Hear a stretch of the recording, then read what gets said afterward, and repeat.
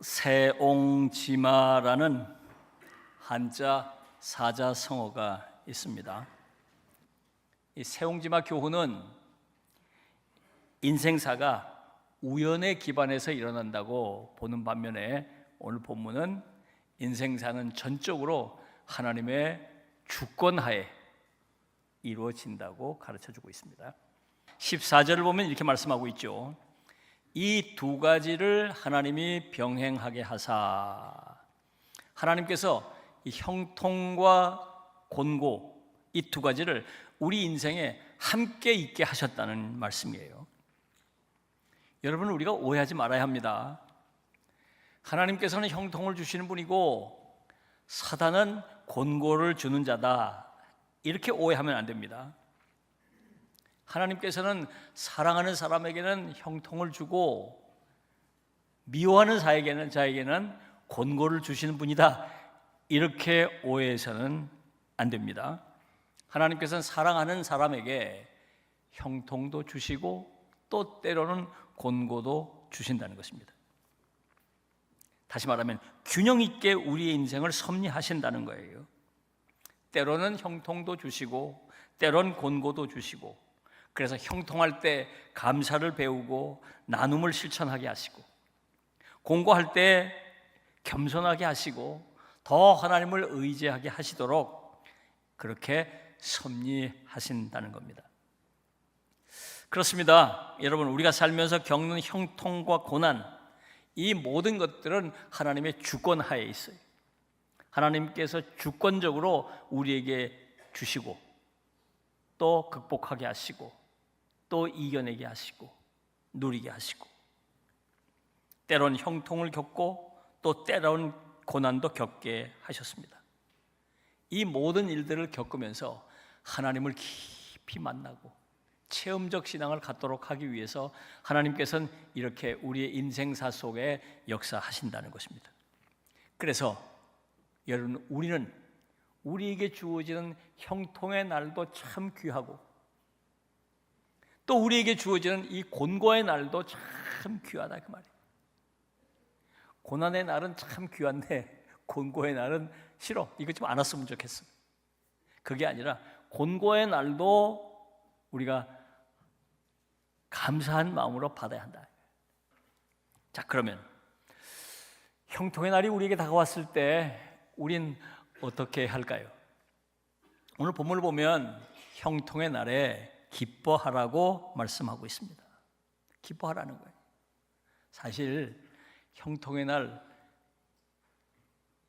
말 안 해도 다 기뻐해요, 그죠? 말 안 해도 다 기쁘니까. 근데 왜 기뻐하라고 말씀하셨을까요? 그 기쁨의 질이 다르기 때문에 그래요. 그 기쁨이 어떤 기쁨이냐 하는 거예요. 무슨 문제가 있을까요? 이 기쁨이 자기중심적이라는데, 자기중심적이라는 겁니다. 이 형통한 날을 주신 하나님께 감사할 줄 모릅니다. 이 형통을 이웃과 나눌 줄 모릅니다. 그저 그 형통을 자기 혼자 즐거워하고 쾌락을 위해 자기 자신만을 위해서 쓰고 있다는 거예요. 자, 그러면 우리는 이런 형통의 날 어떻게 기뻐해야 할까요? 어떤 기쁨을 누려야 할까요? 한마디로 말하면 하나님 중심적인 기쁨이어야 합니다.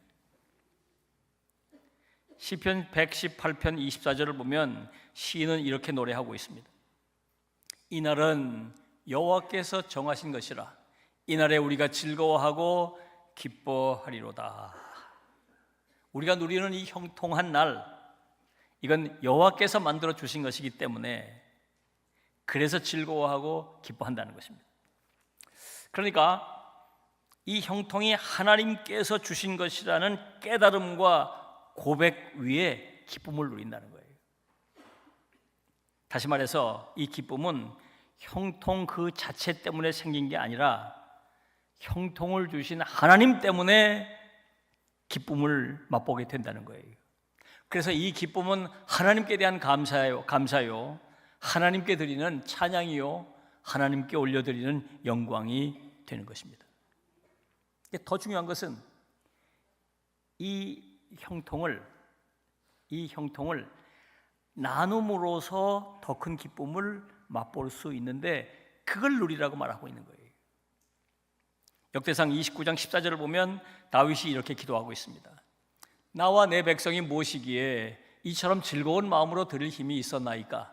모든 것이 주께로 말미암아 싸우니 우리가 주의 손에서 받은 것으로 주께 드렸을 뿐이니이다.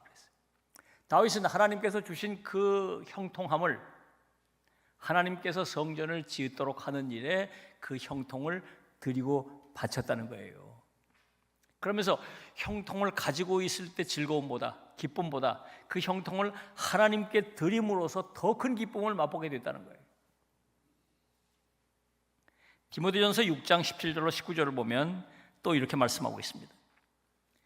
네가 이 세대에서 부한 자들을 명하여 마음을 높이지 말고 정함이 없는 재물에 소망을 두지 말고 오직 우리에게 모든 것을 후히 주사 누리게 하시는 하나님께 두며 선을 행하고 선한 사업을 많이 하고 나누어 주기를 좋아하며 너그러운 자가 되게 하라. 하나님께서 주신 형통을 잘 사용하게 하라는 말씀입니다. 한마디로 말하면 하나님께서 주신 그 형통을 가난하고 어려운 이들에게 나누면서 거기서 더 큰 기쁨을 맛보게 된다는 것입니다. 이게 하나님 중심적 기쁨이에요. 여러분, 이 점을 우리가 잊지 말아야 합니다. 하나님이 형통을 주셨을 때 나만 부둥켜 안고 나 혼자서만 기뻐하고 즐거워하면 하나님을 기쁘시게 될 수가 없는 거죠. 그 형통은 오래 갈 수가 없는 거고 그 형통으로 인해 오히려 심판을 받게 된다는 것입니다. 형통의 날 우리는 주 안에서 기뻐해. 이 형통을 주님이 주셨구나. 그걸 깨닫고 하나님께 감사하고 하나님께 영광을 돌리고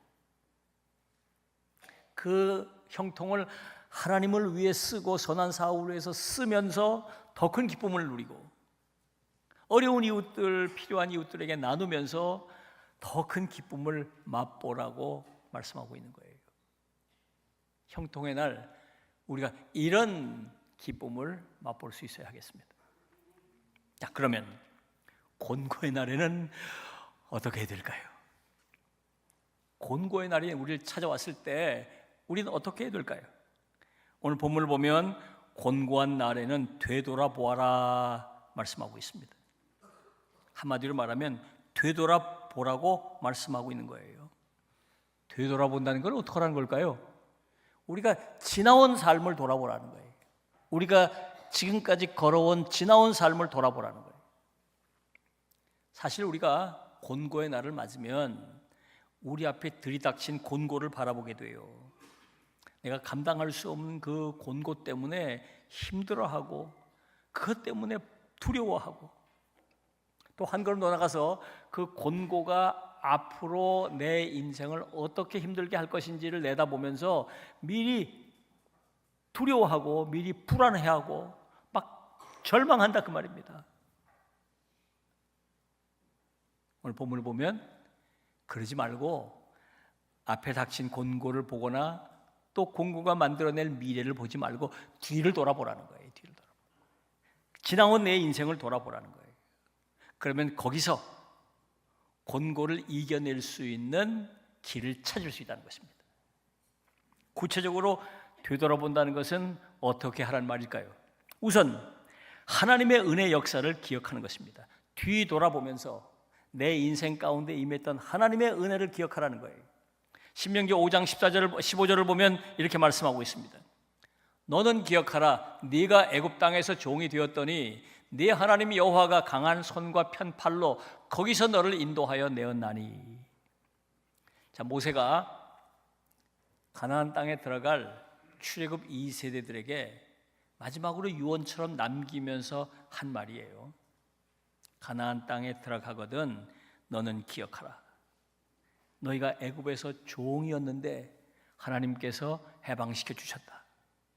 지난 40년 광야 생활을 하는 동안에 광야 길에서 만나러 먹이시고 반석에서 물이 나오게 하시고 구름기둥 불기둥으로 너희들을 보호해 주셨다. 그것을 기억하라. 여러분, 우리가 인생을 살다가 곤고한 날을 겪게 되면 돌아보십시오. 그 옛날 힘들고 어려울 때 눈물로 하나님께 기도했는데 하나님께서 그 기도를 들으시고 응답하시고 그 어려움을 이기게 해주셨던 그때를 기억하라는 거예요. 때마다 일마다 어려울 때마다 하나님이 도우시고 은혜 베푸셨던 그 하나님의 은혜와 그 하나님의 역사를 기억하라는 거예요. 아, 하나님이 날 이렇게 사랑하시는구나. 그 동일하신 하나님이 곤고의 날 지금도 나와 함께 하신다는 사실을 기억하라는 거예요. 되돌아보라는 이유가 거기 있는 거예요. 또 하나, 되돌아보라는 이유는 그 곤고 안에 담긴 하나님의 뜻을 발견할 수 있도록 해주기 위해서예요. 창세기 50장 20절을 보면 이렇게 말씀하고 있어요. 당신들은 나를 헤아려 하였으나 하나님은 그것을 선으로 바꾸사 오늘과 같이 많은 백성의 생명을 구원하게 하시려 하셨나니. 욥이 자기를 애굽의 종으로 팔았던 형들에게 오랜 세월이 지난 뒤에 애굽의 총리가 돼서 한 말입니다. 어느 날 갑자기 형통을 누리던 요셉이 형들의 시기로 애굽으로 팔려가잖아요. 노예가 돼서 팔려가잖아요. 갑작스럽게 곤고의 날이 들이닥친 거예요. 얼마나 기도했을까요? 얼마나 힘들고 어려웠을까요? 하나님 왜 내게 이런 곤고를 주십니까? 얼마나 물었을까요? 애굽에서 잘 정착하고 살고 있는데, 성실하게 인정받고 살고 있는데 또 음모와 모함에 걸려서 죄인이 돼서 옥에 갇히잖아요. 하나님, 제가 바르게 살려고 애썼는데 어째 내게 이런 일이 생깁니까? 하고 얼마나 옥에서 눈물로 기도하지 않았을까요? 그 시절을 돌아본다는 거예요. 그 시절을. 그 곤고가 어떤 의미를 가지고 있는지, 왜 이런 내게 곤고에게 이런 곤고를 내게 주는지를 알지 못하다가 성령의 감동으로 깨닫는 거죠. 아, 하나님이 나를 종으로 이곳으로 보내게 하시고 또 죄인이 돼서 옥에 갇히게 하시고, 이게 다 총리가 돼서 가족들을 가나안 땅에서 애굽으로 이주시키기 위해서 하나님께서 이렇게 곤고를 내게 주신 것이로구나 하는 것을 깨닫는 거예요. 우리가 곤고의 날 과거를 돌아보면, 거기서부터 쭉 돌아서 살펴보면 오늘 내게 왜 이런 곤고의 날이 찾아왔는지 그 답을 찾을 수가 있다. 곤고의 날의 의미를 생각할 수가 있다. 여러분, 하나님께서는 우리에게 아무 생각 없이 곤고의 날을 주지 않으세요. 우리를 골탕 먹이려고 곤고의 날을 주시지 않으세요. 우리를 사랑하시기 때문에 곤고를 주실 때에 특별한 이유와 목적을 가지고 주시는 거예요. 그걸 깨달아야 한다.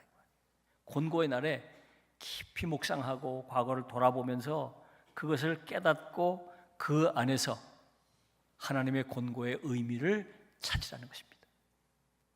그러면 그 곤고의 날 흔들림 없이 승리하는 삶을 살 수 있게 될 것이에요. 사랑하는 여러분, 우리 인생에 형통한 날이 있고 또 곤고한 날이 있습니다. 모두가 다 소중한 날들이에요.